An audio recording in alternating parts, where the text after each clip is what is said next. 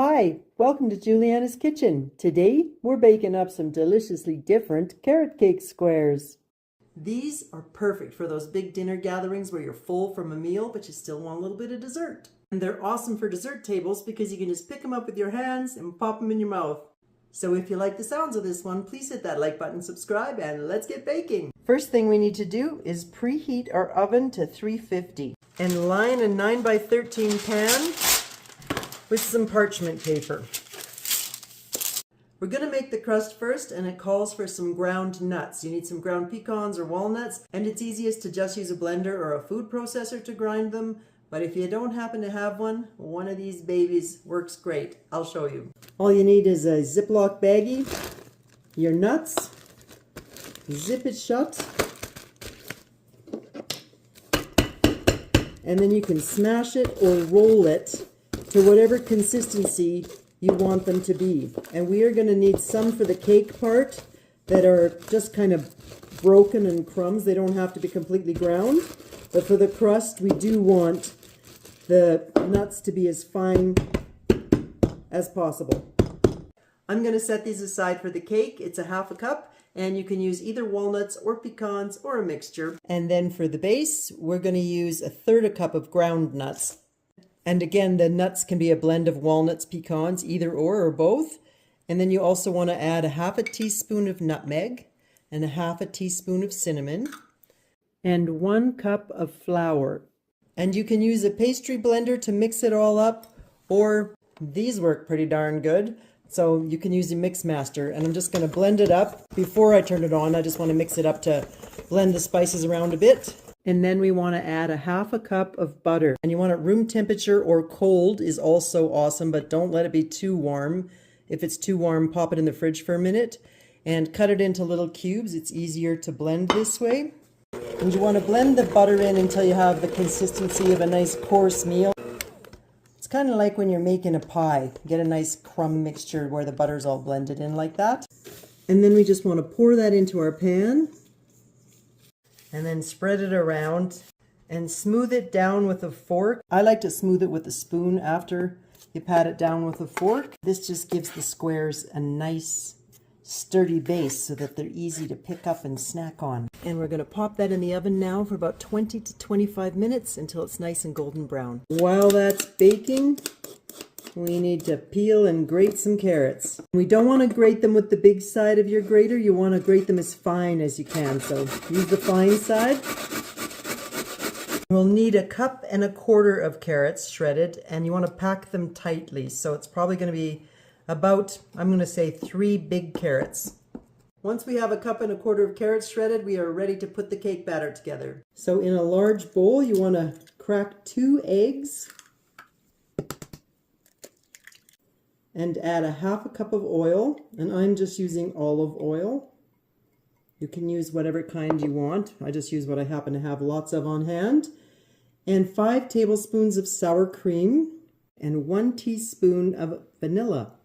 And then blend that all together.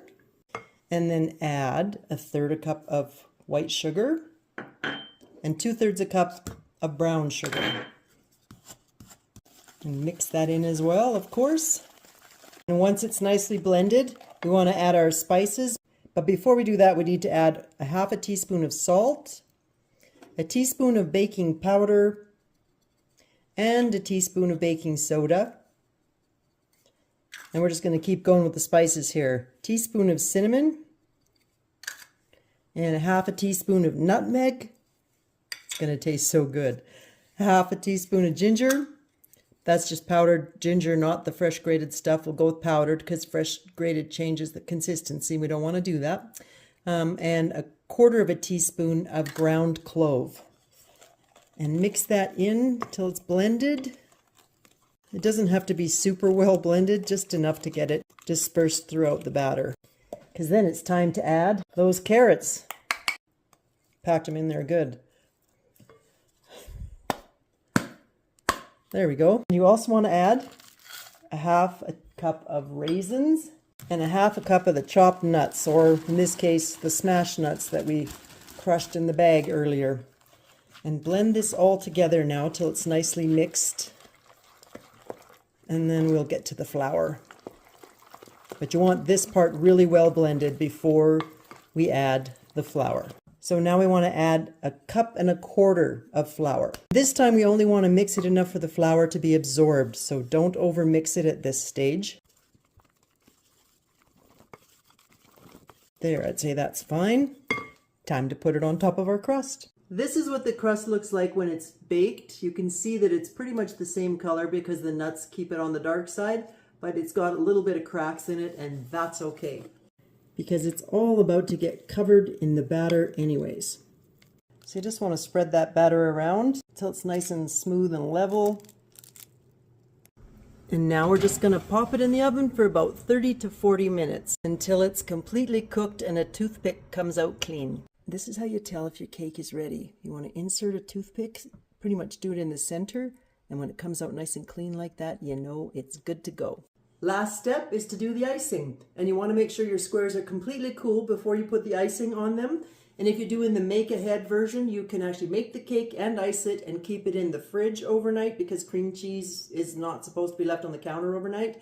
Or you can just make them both separate and keep the icing in the fridge overnight and then let it warm up to room temperature again before you ice it the next day. To make the icing, we need 1/2 cup of softened cream cheese and 1.5 tablespoons of softened butter. And we want to mix those together. You can use a wooden spoon or whichever you've got to mix with, but I'm going to be lazy today and use my hand mixer. And you want to blend that together until it's completely creamy and nice and smooth. And then you want to add some icing sugar. We're going to use a total of 3 cups, and you want to add about half of that. And we'll blend it in before we add the rest. Before we add the last half of the icing sugar, we're going to add some liquid, and that would be vanilla. So I'm going to add 1.5 teaspoons of vanilla, and we'll blend that in. At this point, it's still a little too runny, as you can see, so we'll add the last of that icing sugar and mix that in as well. And then you just want to adjust your icing till it's a nice spreadable consistency. And I think this is a little bit on the thick side, so you can either add a touch more vanilla, but just add a teeny little bit at a time, or you can use some coffee cream, which is what I'm going to use. But literally, I think that's about 1/2 teaspoon. Just add a teeny bit at a time because it doesn't take much liquid to make your icing nice and creamy, perfect spreadable consistency. So let's get that icing on top of our squares and spread it around evenly. And if you're traveling somewhere, you can just leave it in the pan like this and cut it when you arrive at your destination. Or you can cut them into squares.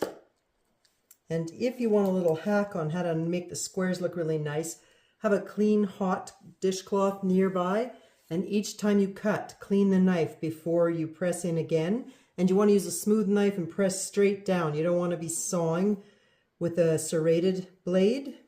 And if your knife is not big enough to cut all the way across, you can just do it in sections like that. And then get the other side. And that's how you get your carrot cake fix when you need a little something for dessert, but you don't have a lot of room. Or you want something small for the dessert table that you can pop in your mouth. No silverware and plates required. Thanks for hanging out with me in the kitchen today. We'll see you on the next video.